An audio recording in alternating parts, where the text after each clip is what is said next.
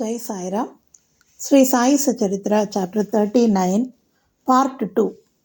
Seva is not rendering service, retaining still the feeling that one is free to offer or refuse service. One must feel that he is not the master of the body, that the body is Guru's and exists merely to render service to him.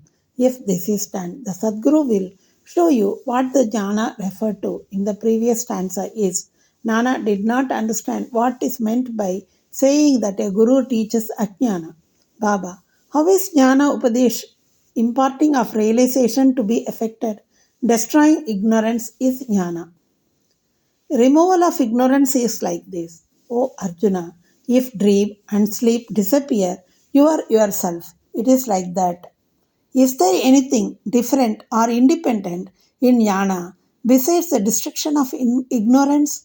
Expelling darkness means light. Destroying duality means non-duality. That is Advaita. Whenever we speak of destroying Dvaita, we speak of Advaita. Whenever we talk of destroying darkness, we talk of light. If we have to realize the Advaita state, the feeling of Dvaita in ourselves has to be removed. That is the realization of the Advaita state. Who can speak of Advaita while remaining in Dvaita? If one did, unless one gets into the state, how can one know it and realize it? Again, the Sishya, the disciple, like the Sadguru, is really embodiment of jnana. The difference between the two lies in the attitude. High realization, marvelous superhuman sattva, and unrivaled capacity and Aiswarya Yoga. The Sadguru is Nirguna, Satchitananda. He has indeed taken human form to elevate mankind and raise the world. But his real Nirguna nature is not destroyed thereby, even a bit. His benignness or reality, divine power, and wisdom remain undiminished. The disciple also is in fact the same Swarupa, but it is overlaid by the effect of samskaras of innumerable births in the shape of ignorance, which hides from his view that he is Suddha Chaitanya. As stated therein, he gets the impressions, I am Jiva, a creature, humble and poor. The Guru has to root out these offshoots of ignorance and has to give upadesh or instructions to the disciple, held spellbound for endless generations by the ideas of his being a creature, humble and poor. The Guru imparts in hundreds of births the teaching, you are God, you are mighty and opulent. Then he realizes a bit that he is God really. The perpetual delusion under which the disciple is laboring, that he is the body, he is a creature, or ego, that God, Paramatma, and the world are different from him, is an error inherited from innumerable past births. From action based on it, he has derived his joy, sorrows, and mixture of both. To remove this delusion, this error, this root of ignorance, he must start the inquiry. How did the ignorance arise? Where is it? And to show him this is called the Guru's Upadesh. The following are the instances of Ajnana. I am Jiva. Body is the soul. God, world, and Jiva are different. I am not God. Not knowing that body is not the soul. Not knowing that God, world, Jiva are one. Unless these errors are exposed to his view and disciple cannot learn what is God, Jiva, world, body, how they are interrelated and whether they are different from each other or one and the same. To teach him these and destroy his ignorance is this instruction in jnana or ajnana.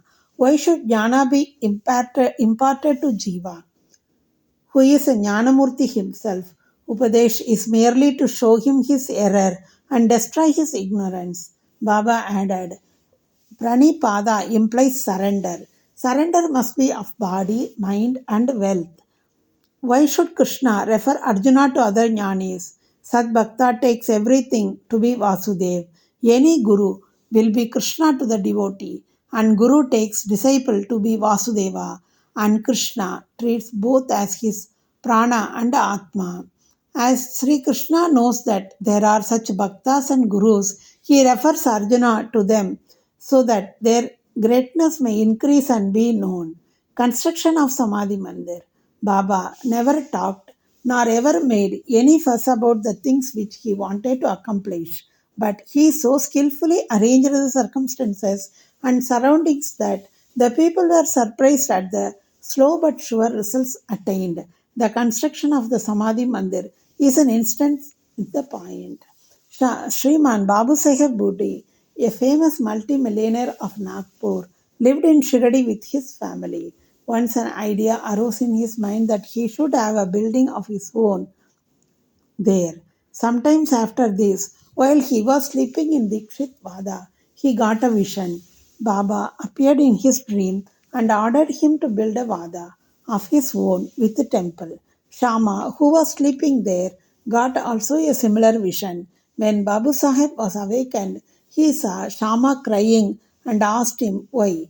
The latter replied that in his vision, Baba came close to him and ordered distinctly, build the Vada with the temple. I shall fulfill the desires of all. Hearing the sweet and loving words of Baba, I was overpowered with emotion. My throat was choked. My eyes were overflowing with tears, and I began to cry. Babu Sahib was surprised to see that both their visions tallied. Being a rich and capable man, he decided to build a Vada there and drew up a plan with Madhav Rao, that is Shama. Kaka Sahib Dikshit also approved of it, and when it was placed before Baba, he also sanctioned it immediately. Then the construction work was duly started, and under the supervision of Shama, the ground floor, the cellar, and the well were completed. Baba also on his way to and from Lendi suggested certain improvements. Further work was entrusted to Babu Sahib Jog, and when it was going on, an idea struck when Babu Sahib Bhoti mind that there should be an open room or platform, and in the center the image of Murlidhar, Lord Krishna, with the flute be installed. He asked Shama to refer this matter to Baba and get his consent. The latter asked Baba about this when he was just passing by the Vada. Hearing Shama, Baba gave his consent, saying, after the temple is complete, I will come there to stay. And staring at the Vada, he added, after the Vada is complete, we shall use it ourselves. We shall live, move, and play there, embrace each other, and be very happy. Then Shama asked Baba whether this was the auspicious time to begin the foundation work of the central room of the shrine. The latter answered in the affirmative. Shama got a coconut, broke it, and started the work. In due time, the work was completed, and an order was also given for making a good image of Murlidhar.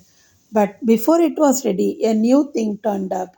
Baba became seriously ill and was about to pass away. Babu Sahib became very sad and dejected, thinking that if Baba passed away, his father would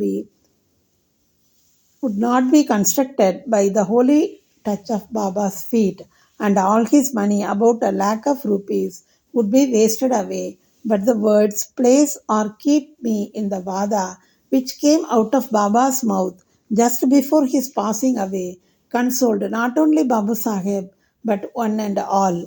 In due time, Baba's holy body was placed and preserved in the central shrine, meant or designed for Murlidhar, and Baba himself became Murlidhar, and the Wada thus became the Samadhi-mandir of Sai Baba. His wonderful life is unfathomable. Blessed and fortunate is Babu Sahib Bhoti, in whose Wada lies the holy and the pure body of Baba. Bow to Sri Sai. Peace be to all. Jai Sairam.